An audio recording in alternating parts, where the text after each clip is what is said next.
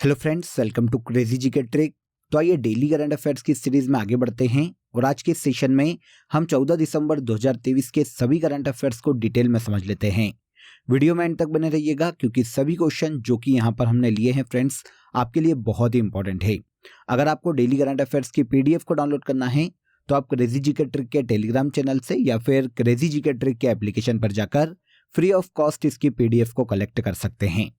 आज के current affair का सबसे पहला क्वेश्चन देखिए, ऑपरेशन स्टॉर्म मेकर सेकेंड निम्नलिखित में से किसके द्वारा शुरू किया गया? तो ये एक ऑपरेशन है फ्रेंड्स जिसे हाल ही में देखिए इंटरपोल के द्वारा शुरू किया गया है। इंटरपोल का नाम आप सभी ने सुना है। इंटरपोल के ऑपरेशन स्टॉर्म मेकर सेकेंड ने देखिए एक बढ़ती हुई प्रवृत्ति को हाल ही में उजागर किया। एक्चुअल में होता क्या है कि मानव तस्करी के लिए जो भी महिलाएं या बच्चों को किडनैप किया जाता है, आगे चलकर उनसे साइबर धोखाधड़ी जैसे अपराध करवाए जाते हैं। साइबर धोखाधड़ी के लिए उन्हें मजबूर किया जाता है। इसी को उजागर करने के लिए और इसे आगे चलकर खत्म करने के लिए ऑपरेशन स्टॉर्म मेकर सेकेंड को इंटरपोल के द्वारा हाल ही में शुरू किया गया। देखिए, भारतीय एजेंसियों को मिलाकर मानव तस्करी, पासपोर्ट जालसाजी, भ्रष्टाचार, इसके अलावा यौन शोषण जैसे अलग अलग मामलों में अलग अलग देशों में इस केस में 281 व्यक्तियों की गिरफ्तारी की जा चुकी है। जिन भी व्यक्तियों की ह्यूमन ट्रैफिकिंग की जाती है उन्हें आगे चलकर साइबर फ्रॉड के लिए भी मजबूर किया जाता है। इस प्रवृत्ति को पहली बार जून माह में इंटरपोल के द्वारा उजागर किया गया था। इंटरपोल ने बताया था कि एक पूरा सिंडिकेट काम करता है इसके पीछे, जो कि इस घटना को या इस अपराध को अंजाम देता है और इसके माध्यम से अरबों डॉलर का पूरे वर्ल्ड में व्यापार किया जाता है। तो इससे निपटने के लिए ऑपरेशन स्टॉर्म मेकर सेकेंड को इंटरपोल के द्वारा शुरू किया गया। यहाँ पर देखिए, इंटरपोल की बात करें, आप सभी ने इसका नाम सुना है। यह अंतर्राष्ट्रीय आपराधिक पुलिस संगठन है फ्रेंड्स, जिसे इंटरपोल के नाम से जाना जाता है। इसे वर्ल्ड की पुलिस कहा जाता है। अलग अलग देशों की मध्य की जो पुलिस है, एजेंसियां हैं, उनके मध्य में समन्वय का काम भी इंटरपोल के द्वारा किया जाता है। वर्तमान में वर्ल्ड के 194 सदस्य देश हैं इस संगठन में। 1996 में इसे यूनाइटेड नेशन में स्थायी पर्यवेक्षक का दर्जा दिया गया था। इसके अलावा इसकी स्थापना 1923 में की गई थी और इसका जो हेडक्वार्टर है फ्रांस के लियोन में स्थित है। देखिए दोस्तों, अगर आपको मंथली करंट अफेयर्स की डिटेल पीडीएफ लेना है तो आप रूट एप्लीकेशन या क्रेजी जीके ट्रिक एप्लीकेशन से डाउनलोड कर सकते हैं। साथ ही आप वीडियो के कमेंट बॉक्स में भी लिंक दिया हुआ है जहां से क्लिक करके आप ले सकते हैं। इन मंथली करंट अफेयर्स पीडीएफ में देखिए पूरे मंथ के जो सबसे ज्यादा एग्जाम रिलेवेंट क्वेश्चन होते हैं उन क्वेश्चन को यहाँ पर डिटेल के साथ प्रोवाइड किया गया है, जो एग्जाम के लास्ट टाइम रिवीजन में आपको बहुत हेल्प करता है। तो एक बार जरूर क्लिक करें। चलिए आगे बढ़ते हैं। सेकेंड क्वेश्चन देखिए, बन्नी घास का मैदान किस राज्य में पाया जाता है? भारत में बन्नी घास का मैदान स्पेशली देखिए भारत के गुजरात राज्य में स्थित है। गुजरात में बहुत ही बड़ा ये घास का मैदान है फ्रेंड्स, जो कि गुजरात के कच्छ जिले में फैला हुआ है। सुर्खियों में इसलिए है क्योंकि हाल ही में केंद्र सरकार ने यहाँ पर चीता संरक्षण प्रजनन केंद्र स्थापित करने के लिए मंजूरी दी है।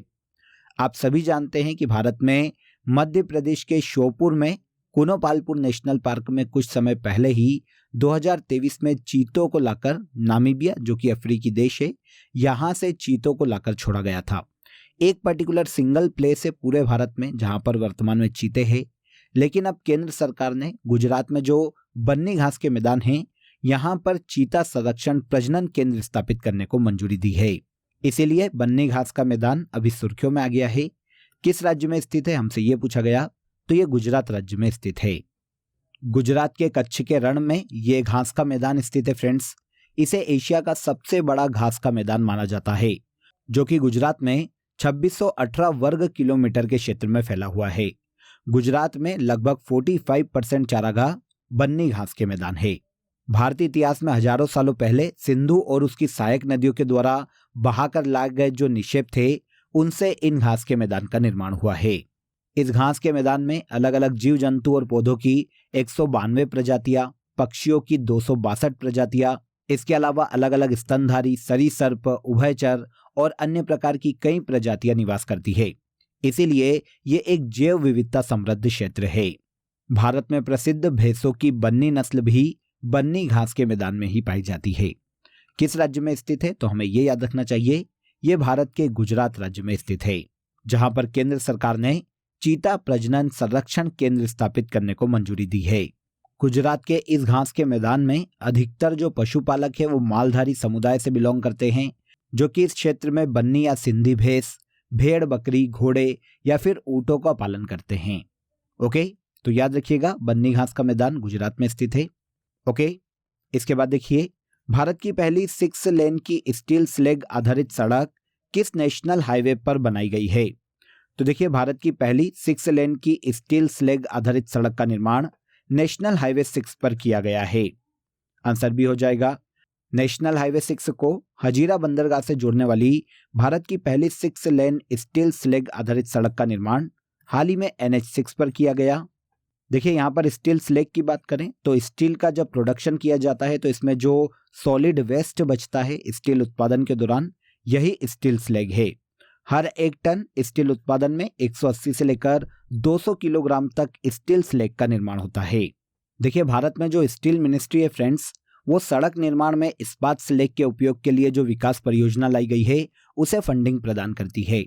इस विकास परियोजना के तहत भारत की पहली 6 लेन की स्टील स्लैग आधारित सड़क का निर्माण मई 2022 में सूरत के हजीरा में किया गया था। लेकिन यह सड़क एक क्षेत्रीय सड़क थी।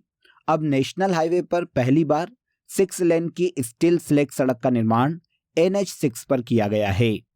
इसके अलावा यहाँ पर यह भी याद रखिएगा कि भारत में NH44 भारत का सबसे लंबा नेशनल हाईवे है, जो कि श्रीनगर से कन्याकुमारी तक 4112 किलोमीटर का सफर तय करता है।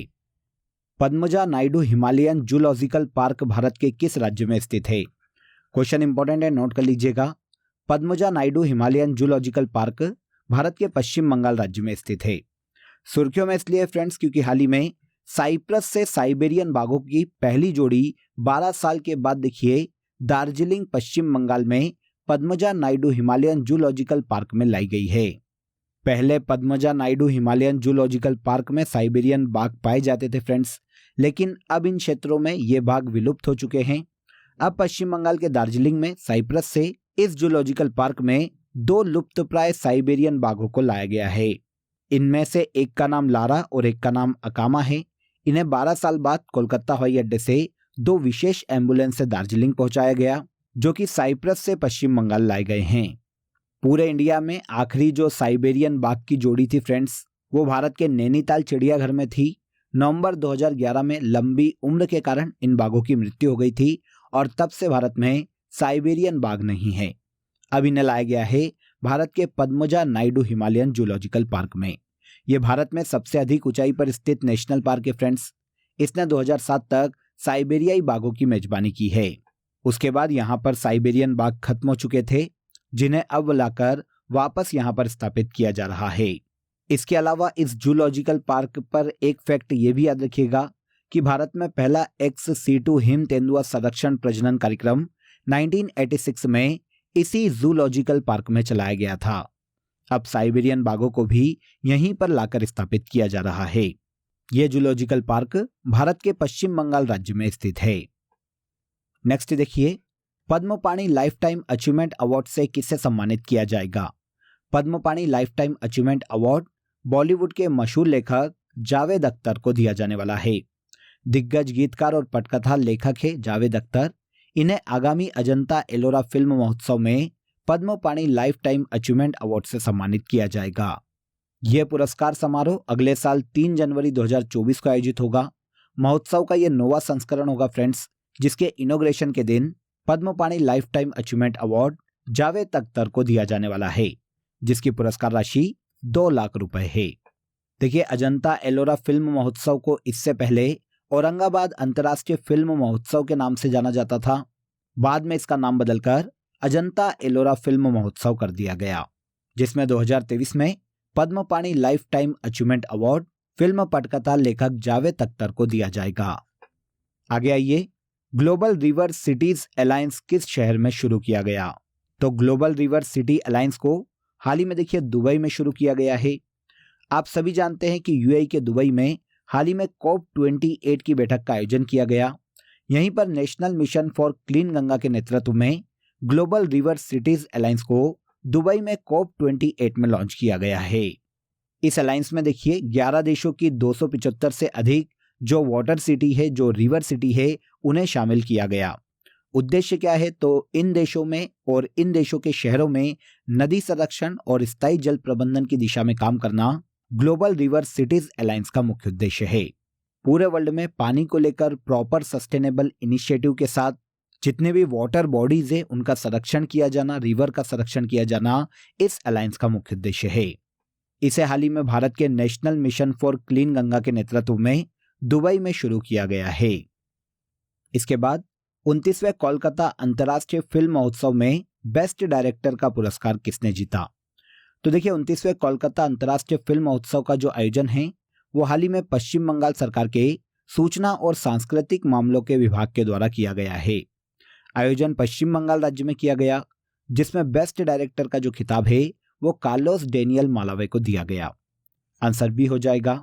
अब इस फिल्म पुरस्कार की बात करें, इस फिल्म महोत्सव की बात करें फ्रेंड्स, तो ये 29वां कोलकाता अंतर्राष्ट्रीय फिल्म महोत्सव है जो कि 5 से लेकर 12 दिसंबर 2023 तक कोलकाता में आयोजित किया गया है।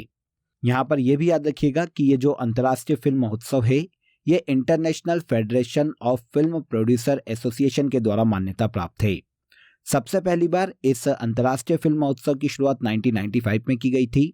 2023 में 39 देशों की 219 फिल्मों को कोलकाता के इस अंतर्राष्ट्रीय फिल्म महोत्सव में प्रदर्शित किया गया, जिसमें बेस्ट डायरेक्टर का अवार्ड कार्लोस डेनियल मालावे को दिया गया है। अब इसके अलावा देखिए अदर अवार्ड की बात करें तो बेस्ट फिल्म का जो अवार्ड है ये फ्रेंच मूवी लॉस पेरोस ने अपने नाम किया। इजरायली फिल्म है चिल्ड्रन फॉर नोबडी, इसने देखिए इनोवेशन मूवीज इमेजेस में अंतर्राष्ट्रीय प्रतियोगिता के तहत बेस्ट फिल्म का अवार्ड जीता है। इस मूवी के डायरेक्टर एरेस टेडमोर है। इसके अलावा भारतीय भाषा फिल्म के क्षेत्र में बेस्ट डायरेक्टर का हीरालाल सेन मेमोरियल पुरस्कार बीजू कुमार दामोदरन को दिया गया, उनकी मूवी साउंड ऑफ साइलेंस के लिए। बेस्ट शॉर्ट फिल्म के लिए अमृतांशु की चाहत के गुब्बारे को बेस्ट फिल्म का पुरस्कार मिला है। तो ये सभी अदर अवार्ड है जो कि कोलकाता अंतर्राष्ट्रीय फिल्म फेस्टिवल में दिए गए। इनका आयोजन कहाँ किया गया? तो आयोजन 2023 में कोलकाता में किया गया है। इटली के सर्वोच्च नागरिक सम्मान से किसे सम्मानित किया गया? इटली के सर्वोच्च नागरिक सम्मान से हाल ही में भारत के फिल्म अभिनेता कबीर बेदी को सम्मानित किया गया। आप सभी जानते हैं, काफी सारी मूवीज में आपने इन्हें देखा होगा। कबीर बेदी को देखिए इटली के सर्वोच्च नागरिक सम्मान order of merit of the Italian Republic से सम्मानित किया गया। Order of merit of the Italian Republic Italy का सर्वोच्च नागरिक सम्मान है। कबीर बेदी को यह सम्मान देते वक्त वहां के प्रेसिडेंट मटारेला ने इस पर हस्ताक्षर किए और प्रधानमंत्री जॉर्जिया मेलोनी ने भी इस सर्वोच्च नागरिक सम्मान पर हस्ताक्षर किए हैं। अब कबीर बेदी की बात करें, जैसा कि अभी हमने बात की, ये भारत के एक बहुत ही फेमस अभिनेता है फ्रेंड्स, जिन्होंने काफी सारी हिंदी मूवी के अलावा हॉलीवुड और यूरोप की भी कई मूवीज में काम किया है। हाल ही में कबीर बेदी ने एक वेब सीरीज में काम किया था जिसका नाम है संदोकन। ये एक इटली की टेलीविजन श्रृंखला है। इसमें काम करने के कारण कबीर बेदी को इटली के सर्वोच्च नागरिक सम्मान से सम्मानित किया गया। इसके अलावा काफी सारे पुरस्कार कबीर बेदी को दिए जा चुके हैं, जैसे देखिए वेनिस फिल्म फेस्टिवल 2022 में इन्हें लाइफ टाइम अचीवमेंट अवार्ड दिया गया था और प्राइड ऑफ नेशन अवार्ड से इन्हें 2022 में सम्मानित किया गया था। अब इटली का सर्वोच्च नागरिक सम्मान कबीर बेदी को दिया गया। आगे चलिए, किस बैंक ने नारी शक्ति बचत खाता शुरू किया है? तो ये नारी शक्ति बचत खाता नाम से समझ में आ जाएगा, जितनी भी महिलाएं हैं वो अपनी बचत को, सेविंग्स को सेव कर सके, इसके उद्देश्य से शुरू की गई है। शुरू किया गया है बैंक ऑफ इंडिया के द्वारा। आंसर ए हो जाएगा। नारी शक्ति बचत खाता को बैंक ऑफ इंडिया ने देखिए पर्सनल एक्सीडेंट इंश्योरेंस कवर के साथ शुरू किया है। जितनी भी महिलाएं हैं जो 18 वर्ष से अधिक है फ्रेंड्स, उनकी जरूरतों को पूरा करने के लिए वो अपनी सेविंग्स को बढ़ाए, अपनी सेविंग के प्रति प्रोत्साहित हो, इस उद्देश्य से बैंक ऑफ इंडिया ने नारी शक्ति बचत खाता को हाल ही में लॉन्च किया है। यहाँ पर देखिए बैंक ऑफ इंडिया की बात करें तो ये भारतीय सार्वजनिक क्षेत्र का एक बैंक है फ्रेंड्स, जिसकी स्थापना 1906 में की गई थी। रजनीश कर्नाटक वर्तमान में बैंक ऑफ इंडिया के एमडी और सीईओ के पद पर हैं और इसका मुख्यालय महाराष्ट्र के मुंबई में स्थित है। इसके बाद आज के करंट अफेयर का सबसे लास्ट क्वेश्चन देखिए, वज्र प्रहार 2023 सैन्य अभ्यास किस राज्य में आयोजित किया गया? देखिए पहले ये जान लेते हैं कि वज्र प्रहार सैन्य अभ्यास किन देशों के मध्य में आयोजित किया जाता है। तो इसका आयोजन इंडिया और अमेरिका के मध्य में किया जाता है। 2023 में इसका 14वां संस्करण का आयोजन 21 नवंबर से लेकर 11 दिसंबर तक मेघालय के उमरोई में किया गया। यह भारत और अमेरिका के मध्य में एक संयुक्त सैन्य अभ्यास है फ्रेंड्स, जिसे वज्र प्रहार के नाम से जाना जाता है। आयोजन कहाँ किया गया, क्वेश्चन हमारा ये है। तो आयोजन 2023 में मेघालय के उमरोई में किया गया। उद्देश्य आप सभी जानते हैं, दोनों देशों की सेना के मध्य में, सशस्त्र बलों के मध्य में आपसी सहयोग स्थापित करना, भाईचारे की भावना को बढ़ाना और एक दूसरे की रणनीति को साझा करना इस युद्धाभ्यास का मुख्य उद्देश्य है। वज्र प्रहार युद्धाभ्यास का पहली बार आयोजन 2010 में भारत में किया गया था। अब वज्र प्रहार के अलावा अगर हम भारत और अमेरिका के अन्य सैन्य अभ्यास की बात करें तो वज्र प्रहार तो आपको पता चल गया। इसके अलावा युद्ध का भी आयोजन भारतीय और अमेरिकी थल सेना के मध्य में किया जाता है। मालाबार युद्धाभ्यास का आयोजन भारत और अमेरिका की नौसेना के मध्य में किया जाता है।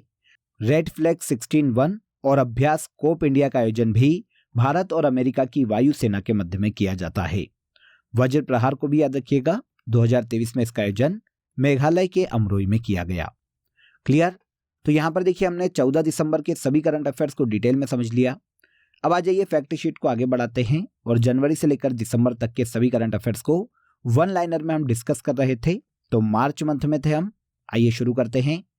8 मार्च 2023 को सलहोतु ओनो नागालैंड राज्य की कैबिनेट का नेतृत्व करने वाली पहली महिला मंत्री बनी है। शेख मोहम्मद कतर के नए पीएम नियुक्त किए गए। 9 मार्च 2023 को 5वां आसियान भारत व्यापार शिखर सम्मेलन 2023 का आयोजन कुआलालंपुरम में किया गया। 9 मार्च 2023 को भूमचू उत्सव सिक्किम में आयोजित किया गया। अट्टुकल पोंगल केरल राज्य में मनाया जाने वाला उत्सव है। 5 दिवसीय योशांग उत्सव का आयोजन मार्च माह में मणिपुर में किया गया। 10 मार्च को CISF का 54वां स्थापना दिवस मनाया गया। इसके बाद 10 मार्च को नेपाल के नए प्रेसिडेंट रामचंद्र पौडेल बनाए गए। 10 मार्च 2023 को संयुक्त राष्ट्र की रिपोर्ट के अनुसार महिलाओं के लिए दुनिया का सबसे दमनकारी देश अफगानिस्तान है। 11 मार्च 2023 को ऑस्ट्रेलिया के क्रिकेटर शॉन मार्श ने प्रथम श्रेणी अंतर्राष्ट्रीय क्रिकेट से संन्यास की घोषणा की थी। सभी फैक्ट इंपॉर्टेंट है। अब आ जाइए लास्ट डे के सेशन में जो करंट अफेयर हमने डिटेल में समझे थे उन्हें हम एक बार यहाँ पर रिवाइज कर लेते हैं। 33वें व्यास सम्मान से पुष्पा भारती को सम्मानित किया जाएगा। डोडो विलोपन परियोजना मॉरिशस देश के द्वारा शुरू की गई। विकसित Bharat @2047 voice of youth portal को भारत के पीएम नरेंद्र मोदी ने लॉन्च किया। इसके बाद पहले India Art Architecture and Design Biennale 2023 का इनॉग्रेशन नई दिल्ली में किया गया। खबरों में रहे परनीत कौर और प्रथमेश जावकर तीरंदाजी या आर्चरी के खिलाड़ी हैं। डोनाल्ड टस्क पोलैंड के नए पीएम चुने गए। आगे आइए, the city of lake project को नई दिल्ली में लॉन्च किया गया। इंपीरियर अलेक्जेंडर थर्ड पनडुब्बी को रूस के द्वारा हाल ही में लॉन्च किया गया। राजस्थान के नए सीएम भजनलाल शर्मा नियुक्त किए गए। और लास्ट देखिए, विनबेक्स 2023 युद्धाभ्यास भारत और वियतनाम के मध्य में आयोजित किया जा रहा है। ये सभी ऐसे करंट अफेयर हैं जिन्हें हमने लास्ट डे के सेशन में डिटेल में समझा था। अब आप सभी के लिए आज का क्वेश्चन ऑफ द डे देख लीजिए। 17वां प्रवासी भारतीय सम्मेलन 2023 में कहां आयोजित किया गया? वेरी वेरी इंपॉर्टेंट, कमेंट में जरूर बताइएगा कि इसका आंसर क्या है। इसके अलावा दोस्तों आप सभी के लिए एक इंपॉर्टेंट अपडेट है। अब आपके लिए क्रेजी जीके ट्रिक के सभी कोर्सेज वेबसाइट पर भी अवेलेबल है। ये सभी कोर्सेज आप सभी की रिक्वायरमेंट और लेटेस्ट एग्जाम पैटर्न को ध्यान में रखकर डिजाइन किए गए हैं। यहाँ हम बेसिक कॉन्सेप्ट के साथ साथ कॉम्प्रिहेंसिव लर्निंग पर फोकस करते हैं। तो एक बार जरूर वेबसाइट पर विजिट करें, इसका लिंक आपको डिस्क्रिप्शन बॉक्स में दिया गया है। तो आज के इस वीडियो में बस इतना ही। अगर वीडियो अच्छा लगा हो तो वीडियो को लाइक और शेयर कर दीजिए, चैनल को सब्सक्राइब कर लीजिए। कल फिर मुलाकात करेंगे नेक्स्ट डे के करंट अफेयर में। तब तक अपना ख्याल रखिए। जय हिंद, जय भारत।